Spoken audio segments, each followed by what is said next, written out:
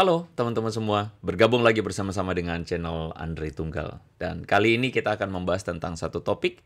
Video ini saya berikan judul, apakah Kristen agama rekayasa karena wajah Yesus di berbagai gambar itu berbeda-beda?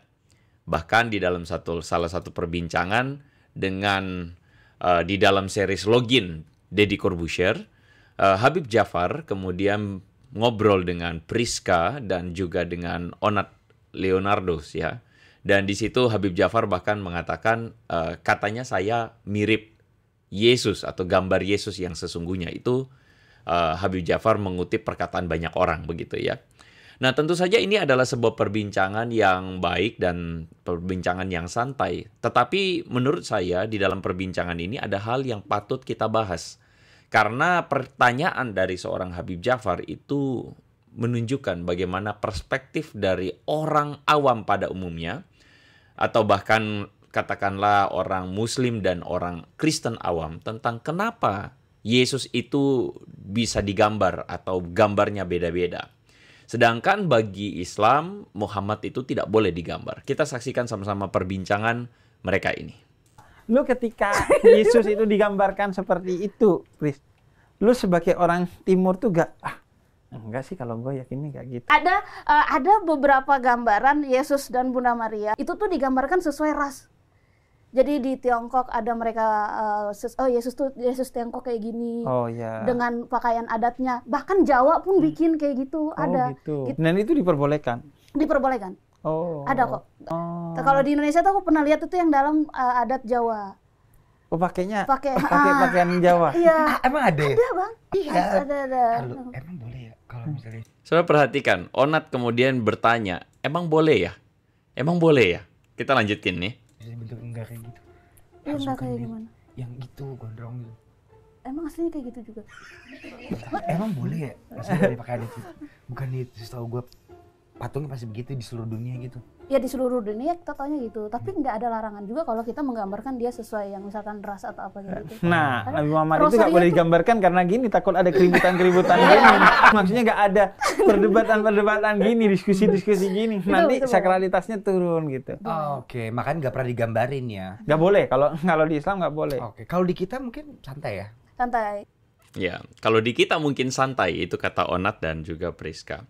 Tetapi apakah jawaban santai itu cukup memuaskan buat sebagian mereka atau mereka yang berada di luar Kristen? Ini adalah satu hal yang makanya saya rasa patut untuk dibahas. Dan karena itu menurut saya kita akan membahasnya secara layer per layer. Kita akan bahas satu persatu supaya clear bagaimana seharusnya orang Kristen yang hidup di tengah negara yang bukan mayoritas Kristen ini berhadapan dengan teman-teman atau saudara-saudara yang lain yang mempertanyakan kenapa orang Kristen boleh menggambar wajah Yesus sedangkan di agama yang katanya pada orang kebanyakan tidak boleh menggambar tokohnya. Oleh karena itu teman-teman, kita akan bahas sama-sama kali ini dan saya yakin tayangan kali ini akan memberikan insight atau wawasan yang luar biasa buat teman-teman semua. Kita akan bahas sesudah yang berikut ini teman-teman.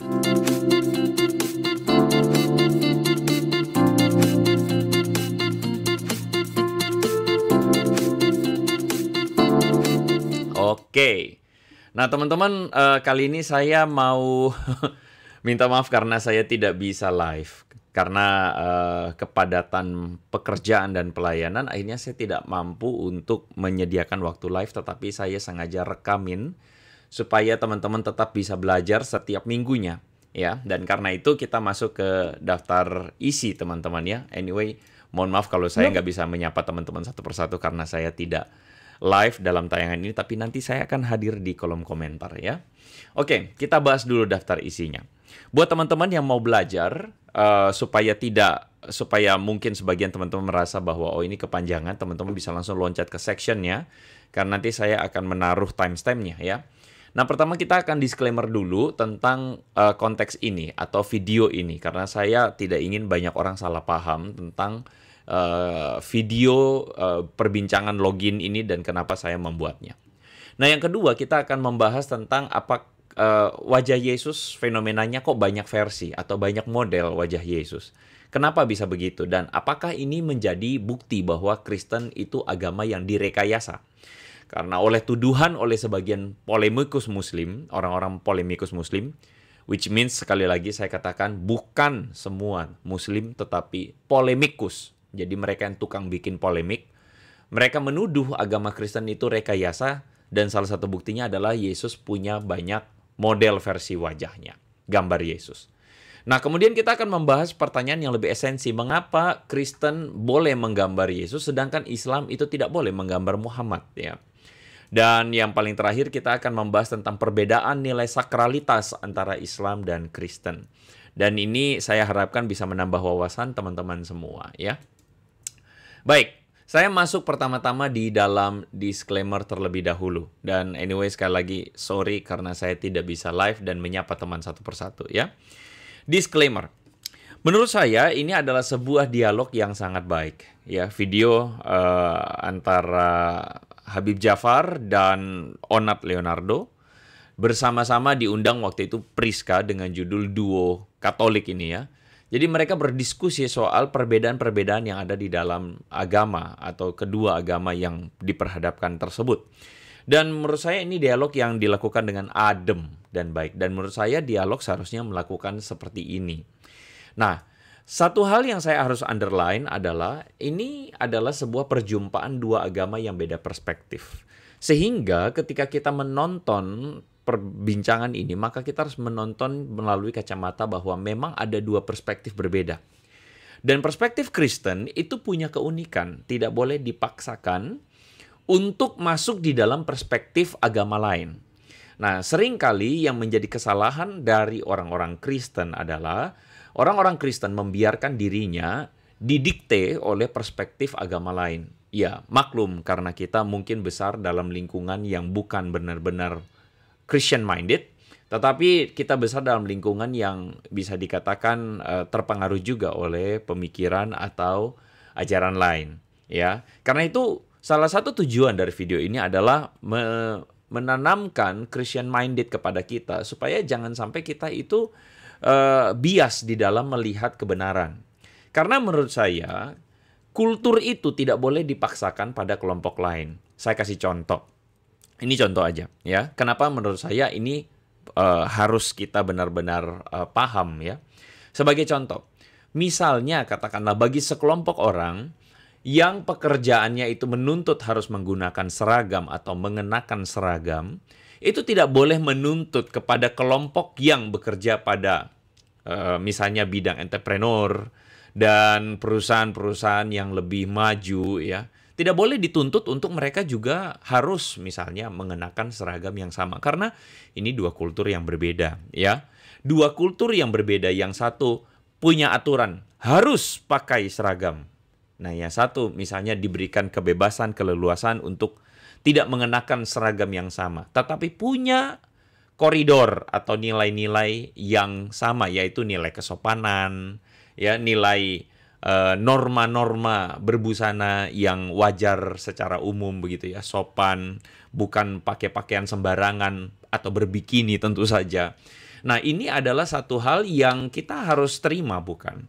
Jadi maksud saya, dari kelompok yang berseragam tidak boleh langsung menuding bahwa mereka yang pakai baju secara bebas itu berarti tidak menghormati norma-norma kesopanan, tidak menghormati nilai-nilai apa dan kedisiplinan dan sebagainya. Karena bagi kelompok yang berbusana dengan lebih bebas bukan berarti mereka tidak disiplin dan bukan berarti mereka tidak sopan, ya.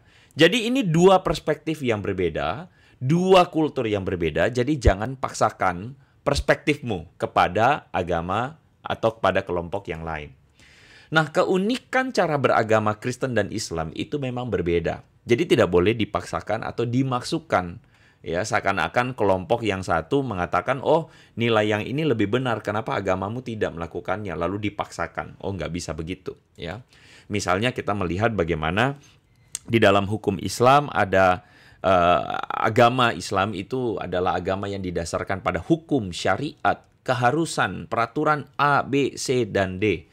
Itu kemudian tidak bisa disamakan atau dipaksakan untuk masuk di dalam kultur yang lain di mana kultur tersebut katakanlah lebih menganut nilai-nilai pertanggungjawaban diri misalnya, atau kebebasan tetapi bertanggung jawab. Jadi tidak ada satu aturan harus berbusana apa, tidak ada satu aturan harus jam berapa, tidak ada aturan harus bagaimana. Nah, kelompok yang satu tidak boleh menuduh bahwa oh berarti ini agama suka-suka. Ya, tidak bisa begitu. Karena kekristenan punya perspektifnya sendiri. Mengatur tentang etika, cara pikir, kenapa berpakaian, kenapa baca Alkitab, kenapa berdoa, kenapa. Nah, itu adalah satu hal yang berbeda.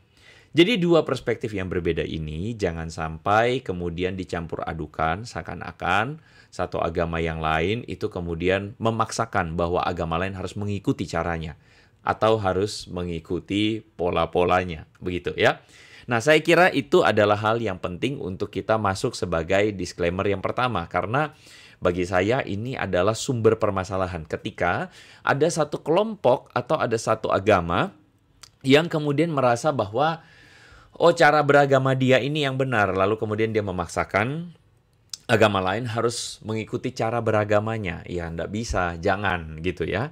Tergantung, terserah. Kalau misalnya seorang atau orang tersebut itu lebih serak dengan cara beragama A, silahkan. Lebih serak dengan cara beragama B, silahkan.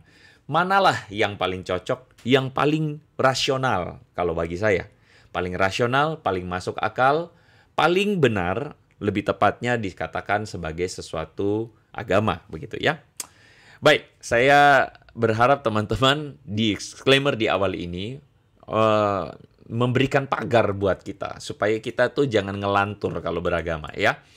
Oke, saya lanjutkan di dalam pembahasan yang kedua. Ketika Yesus digambar dalam berbagai ras, apakah boleh demikian? Mari kita saksikan. Ada beberapa gambaran Yesus dan Bunda Maria itu tuh digambarkan sesuai ras. Jadi di Tiongkok ada mereka Yesus Tiongkok kayak gini. Oh ya. Dengan pakaian adatnya. Bahkan Jawa pun bikin kayak gitu, ada. Gitu. Dan itu diperbolehkan. Diperbolehkan. Oh. Ada kok. Oh. Kalau di Indonesia tuh aku pernah lihat itu yang dalam adat Jawa. Oh, pakainya pakai pakaian Jawa. Iya. Emang ada ya? Ada, Bang. Iya. Ada. Emang boleh ya kalau misalnya Yesus bentuk enggak kayak gitu? Emang boleh ya kata Onat? Yang gitu gondrong gitu. Emang aslinya kayak gitu juga. Emang boleh ya? Maksudnya dari pakaian itu. Bukan itu, setahu gue patungnya pasti begitu di seluruh dunia gitu. Ya di seluruh dunia kita taunya gitu. Tapi nggak ada larangan juga kalau kita menggambarkan dia sesuai yang misalkan ras atau apa gitu. Nah, Nabi Muhammad itu nggak boleh digambarkan karena gini, takut ada keributan-keributan. Ya, saudara-saudara, teman-teman, kita bisa melihat bahwa ini menurut perspektif saya, tanpa sadar, apa yang dipertanyakan oleh Onat, emang boleh ya? Emang boleh ya? Nah, itu adalah secara perspektif yang kemudian mungkin tanpa sadar terpengaruh juga ya. Terpengaruh. Nanti kita akan bahas pada bagian paling akhir, spiritualitas Kristen itu apakah sampai menentukan bahwa harus begini, gambar Yesus harus begini dan harus begitu. Nanti kita lihat ya. Kita lanjutkan dulu. Ras atau apa gitu. Nah, Nabi Muhammad itu nggak boleh digambarkan karena gini, takut ada keributan-keributan gini. Maksudnya nggak ada perdebatan-perdebatan gini, diskusi-diskusi gini. Nanti sakralitasnya turun gitu. Oke, makanya nggak pernah digambarin ya. Nggak boleh, kalau di Islam nggak boleh. Oke, kalau di kita mungkin santai ya. Santai. Ya, teman-teman, ini adalah cuplikan yang kita bisa lihat bahwa ada berbagai hal yang kita harus kupas layer per layer. Yang pertama, memang betul bahwa gambar Yesus itu dalam berbagai kultur itu berbeda-beda, ya. Bahkan di dalam kultur, misalnya katakanlah di Afrika, Yesus itu digambarkan berkulit hitam. Di dalam kultur Asia Timur, Yesus digambarkan berkulit kuning ya, atau seperti orang-orang Asia Timur, orang-orang dari Tiongkok misalnya. Atau Yesus dalam Timur Tengah, atau Yesus dalam budaya Mediteran, atau Yesus di dalam budaya Barat ya, budaya Kaukasia. Yesus digambarkan wajahnya berbeda-beda di dalam berbagai kultur. Nah, permasalahannya adalah di dalam agama seberang ada sebagian orang yang kemudian mengatakan bahwa karena wajah Yesus berbagai versi, itu berarti bukti agama Kristen itu dibuat-buat. Nah, sebagai contoh, misalnya teman-teman bisa melihat ada satu artikel yang mengatakan Kristen produk buatan manusia di sini ya. Kristen agama bikinan manusia, Kristen agama rekayasa. Kenapa? Karena salah satunya adalah wajah Yesus itu banyak versi. wajah Yesus itu kok mukanya beda-beda ya. Nah, ngomong-ngomong sebelum saya masuk lebih dalam, ada sebuah statement yang dimunculkan oleh mereka atau salah seorang saudari kita yang pindah server ya.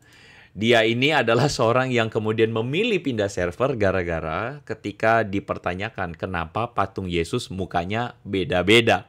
Mukanya berbeda. Kita saksikan cuplikannya saja ya. Dikatain nama dia menyembah berhala. Di situ saya marah. Tapi itu patungnya Yesus. Saya bilang, yakin lu mukanya kayak gitu? Dia bilang, enggak. Ada 2 gereja Katolik besar. Satu Regina Coeli, satu Stella Maris. Tujuan saya cuma satu pas itu. Memastikan mukanya sama. Gitu. Dan itu berbeda. Mukanya beda. Di situ saya mikir, berarti ini saya nyembah patung yang mukanya beda-beda, yang memang tidak jelas wujudnya, gitu. Berhala dong, gitu. Akhirnya saya memberanikan diri, saya bilang, saya mau syahadat, gitu. Teman-teman bisa menyaksikan ada seorang, jadi ini jangan dianggap enteng. Mengapa saya mengatakan saya harus kemudian membuat video ini? Karena ini tidak bisa dianggap enteng. Karena buktinya, contohnya ada seorang yang bahkan karena wajah patung Yesus berbeda-beda, lalu kemudian apa yang terjadi? Dia pindah server. Nah ini yang saya katakan ya, kenapa video ini harus kita buat? Karena ada sebagian orang yang tidak paham itu ya. Saya kasih contoh. Buat orang yang mengatakan itu gambar Yesus atau patung Yesus itu beda-beda ya. Patung Yesus ini mukanya beda-beda, berarti Kristen menyembah berhala. Buat manusia-manusia yang berpikiran sempit dan otaknya nggak nyampe, saya mohon maaf.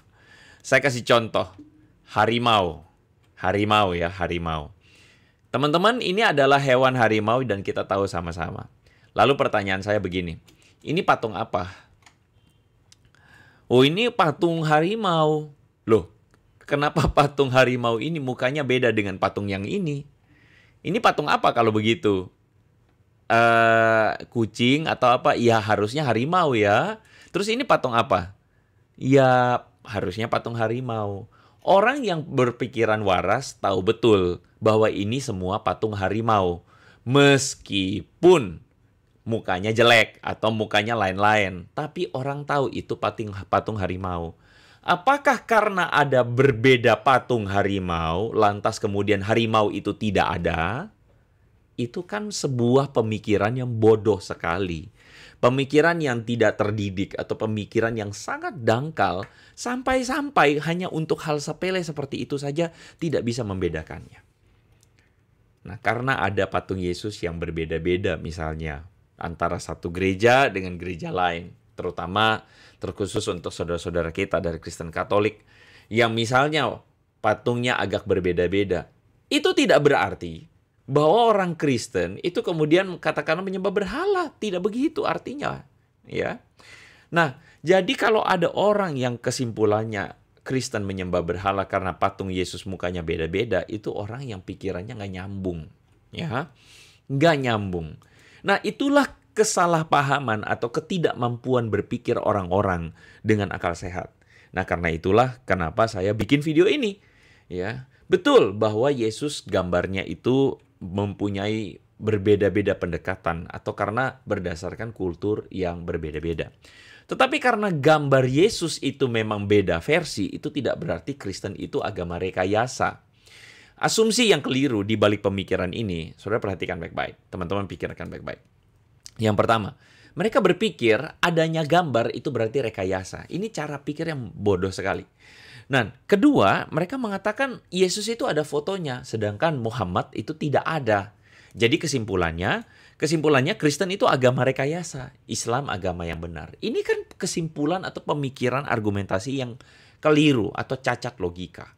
Ya, sekali lagi, saya kira teman-teman tahu tentang seorang tokoh, seorang ratu Mesir namanya Cleopatra, ya.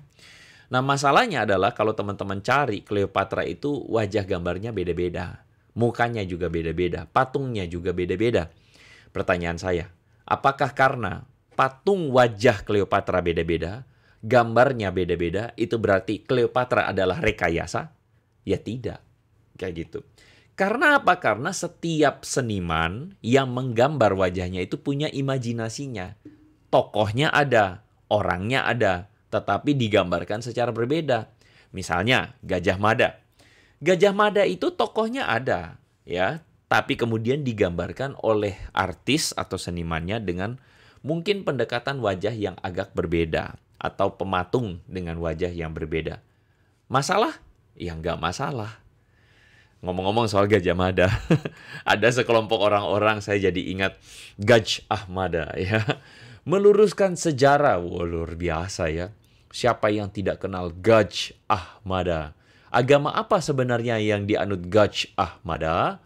LHKP, Pengurus Daerah Muhammadiyah Yogyakarta, melakukan penelitian untuk melakukan kajian ulang sejarah Majapahit. Dan mereka mengambil kesimpulan bahwa Gajah Mada adalah seorang Muslim. Namanya adalah Gajah Mada. Ya saya nggak tahu lah. Semoga Dignas ini boleh memberikan. Saya nggak tahu ya. Saya nggak tahu. Saya nggak mau komen deh. Silakan teman-teman komentar lah begitu ya.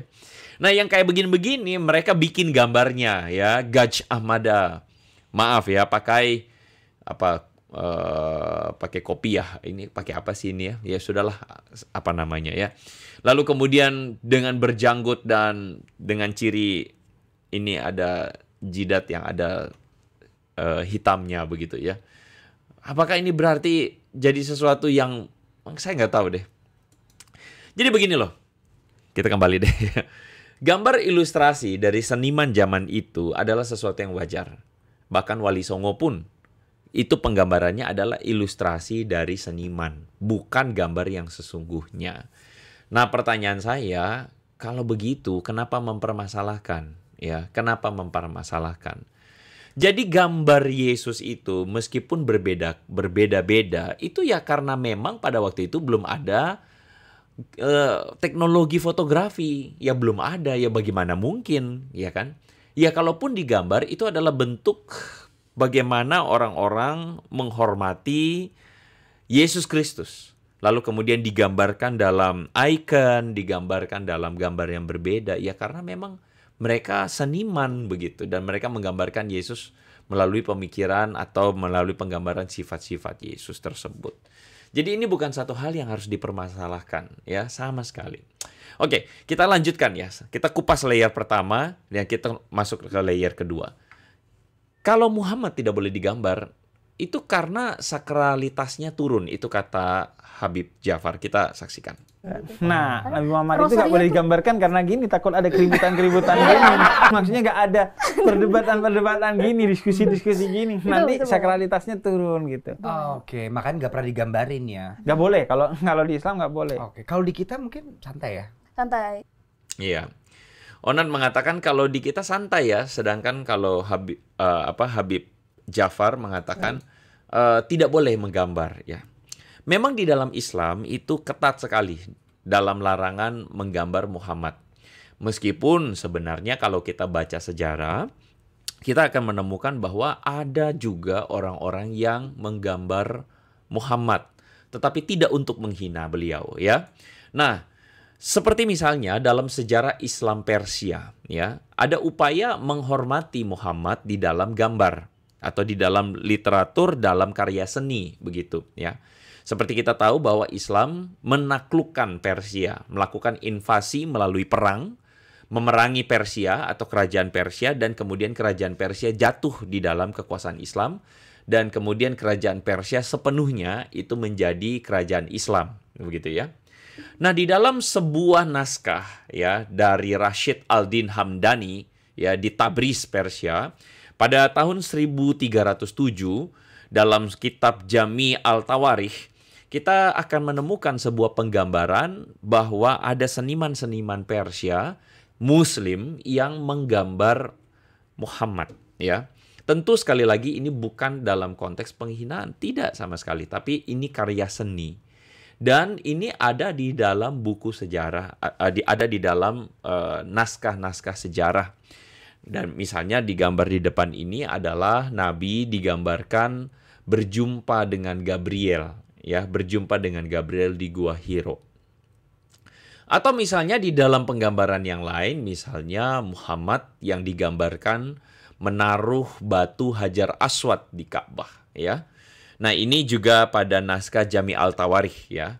Nah, kita menemukan bahwa ada dalam literatur, dalam sejarah, ada orang-orang yang menggambar Muhammad. Ada. Namun secara luas, sekali lagi, penggambaran Muhammad itu dilarang oleh ajaran Islam. Nah, ini fakta, ya, ini fakta, ya. Sebagaimana banyak dari mereka yang Muslim menggambarkan bahwa Yesus itu kok mukanya beda-beda dan digambarkan, dimunculin begitu. Ya, sebenarnya dalam sejarah Islam juga ada. Ya, tentu saja kita menghargai perasaan saudara-saudara kita yang Muslim, ya, meskipun merasa bahwa tidak boleh itu digambar dan sebagainya, tetapi ada orang-orang Muslim yang menggambar juga. Menggambar, tapi bukan untuk menghina sama sekali, tapi untuk menghormati Nabi, begitu ya. Nah, saya ingin membahas bagaimana Habib Ja'far mengatakan, ya kalau Muhammad digambar, sakralitasnya turun, ya. Karena pemikirannya adalah Islam itu dilarang, ya, dalam Islam, menggambar Nabi. Sakralitasnya turun. Nah, kenapa begitu? Ya karena pada konteks perbincangan tadi, Priska dan Onat sedikit, kan Onat bertanya, emang boleh ya? Emang boleh ya? Nah, lalu kemudian Habib Ja'far mengatakan, ya karena itu, makanya tidak boleh. Supaya sakralitasnya jangan turun. Nah, ini sekali lagi perbedaan perspektif antara Islam dan Kristen. Berbeda dengan Islam, kekristenan itu memberikan ruang yang luas untuk ekspresi seni rupa, ekspresi gambar tentang Yesus. Di depan ini teman-teman bisa melihat bagaimana penggambaran Bunda Maria dan bayi Yesus misalnya, atau Yesus kanak-kanak, itu pada kultur yang berbeda. Yang sebelah kiri ini pada kultur Chinese, yang sebelah tengah ini kultur Amerika Selatan, dan sebelah kanan ini kultur Jawa. Ya, bagaimana Bunda Maria dan Yesus digambarkan dalam busana adat Jawa dengan sanggul yang khas. Kalau yang di tengah ini di dalam baju busananya orang Amerika Selatan, sedangkan yang sebelah kiri ini adalah penggambaran dalam budaya Tionghoa, ya. Nah, di sini kita bisa melihat bahwa kekristenan itu beda dengan Islam. Kenapa? Karena kekristenan itu menghargai budaya lokal, dan upaya akulturasi ini atau mengadopsi budaya-budaya ini patut untuk dihargai. Bagi orang Kristen tidak masalah bajunya itu seperti mengadopsi baju lokal, nggak masalah. Kenapa mesti Bunda Maria dan Yesus harus pakai jubah ala orang-orang, katakanlah orang-orang Palestina, daerah Palestina waktu itu, atau orang-orang di daerah Galilea atau di Israel pada waktu itu? Ya tidak harus. Karena setiap kultur itu punya kearifannya, kearifan lokalnya. Dan tidak masalah jika misalnya digambarkan oleh sang artis, misalnya Bunda Maria dan Yesus dalam budaya adat Jawa, ya nggak masalah. Apakah karena demikian sakralitas Yesus itu jadi turun karena digambar? Perhatikan baik-baik. Harus diakui bahwa perdebatan Priska dan Onat soal beda gambar wajah Yesus itu dipengaruhi oleh perspektif sakralitas Islam. Ya, jadi perdebatannya itu kita harus akui bahwa mereka mengatakan, loh, gambarnya kok begini, begini ya. Jadi perdebatan-perdebatan ini nih banyak dipengaruhi oleh sakralitas Islam. Dan Kristen itu tidak menaruh nilai sakralitas pada benda, patung, atau gambar, ya. Jadi kekristenan itu gaya pendekatannya tidak menaruh sakral benda, patung, gambar, dan sebagainya. Saya kasih contoh, ya. Kalau begini, perbedaan rupa itu bukan masalah maksudnya. Contoh ya, sakralitas tempat suci misalnya. Di dalam perspektif Kristen, sebagaimana ditulis dalam Yohanes pasal 4 ayat 20-24, ada sebuah kisah Yesus berjumpa dengan seorang perempuan dari Samaria. Lalu kemudian di situ dikatakan, perempuan itu mengatakan, nenek moyang kami ini menyembah di atas gunung ini, ya. Tetapi ini gunung maksudnya di Samaria, ya. Tetapi kamu katakan bahwa Yerusalemlah tempat orang menyembah. Jadi waktu itu ada dua kubu di kalangan keturunan orang Israel. Yang satu keturunan Yehuda di Yerusalem menganggap bahwa Yerusalem adalah tempat kudus. Sedangkan orang Samaria membuat sebuah tempat kudusnya sendiri, yaitu di Gunung Samaria. Nah, jadi ada pertentangan ini yang dimunculkan oleh perempuan Samaria ini. Tetapi apa kata Yesus? Yesus mengatakan kepadanya, saatnya akan tiba bahwa kamu akan menyembah Bapa bukan di gunung ini dan bukan juga di Yerusalem. Barang siapa menyembah Dia harus menyembahnya dalam roh dan kebenaran. Yesus dalam bagian ini, Tuhan Yesus menjelaskan dengan clear bahwa menyembah Tuhan itu bukan soal tempat. Karena tidak ada benar-benar disebut tempat sakral dalam arti, oh harus karena tempat itu sakral, doanya mesti di situ. Oh tidak. Dalam perspektif Tuhan Yesus dalam poin ini adalah, Yesus mengatakan menyembah Tuhan itu dalam roh dan kebenaran. Jadi bukan soal tempat, tetapi soal hati. Bukan soal tempat, tetapi soal bagaimana kita menyembahnya dalam gestur yang layak, dengan cara yang baik, dengan hati yang sungguh-sungguh. Jadi ini sedang berbicara tentang apa? Sakralitas itu sudah bukan lagi soal tempat, soal patung, soal salib, soal gambar. Sakralitas Kristen tidak bergantung pada hal-hal seperti itu, ya.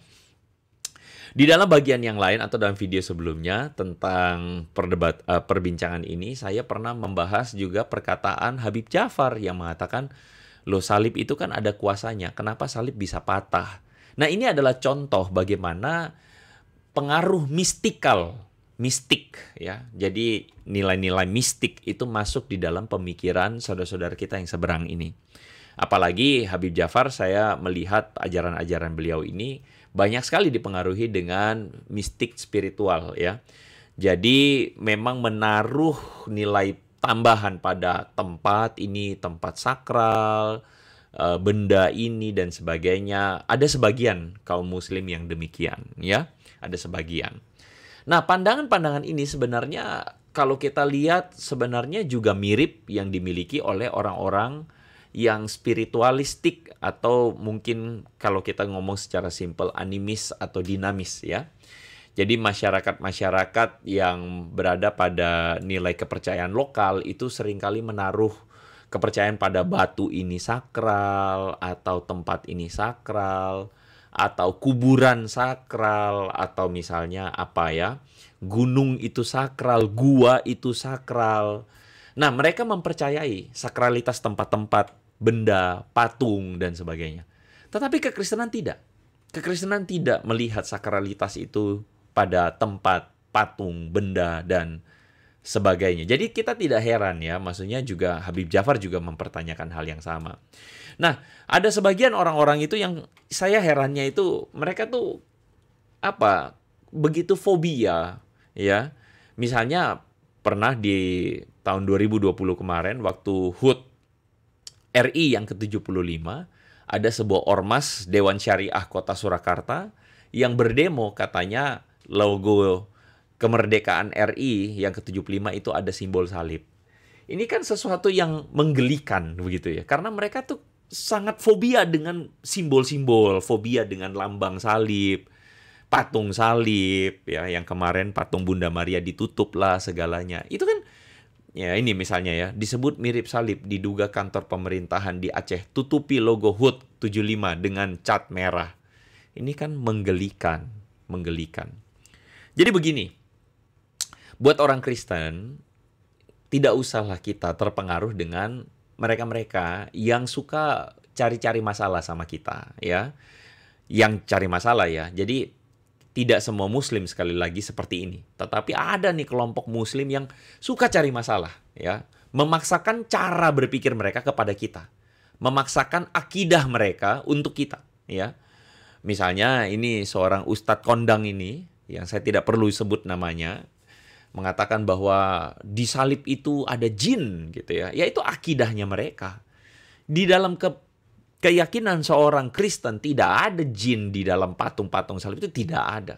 Kita tidak melihatnya demikian. Sebagaimana Paulus juga mengatakan bahwa tidak ada itu berhala, tidak ada yang namanya ilah atau dewa asing. Karena kita cuma percaya kepada Bapa, Putra, dan Roh Kudus. Kita cuma percaya kepada Tuhan kita, Tuhan pencipta langit dan bumi. Jadi tidak ada yang begitu-begitu ya.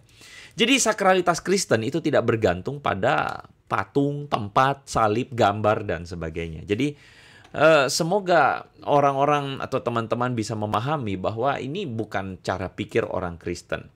Dan tentu saja teman-teman, saya berharap video seperti ini adalah video yang dapat menolong kita semua untuk bisa melihat bahwa ada perbedaan besar antara Islam dan Kristen.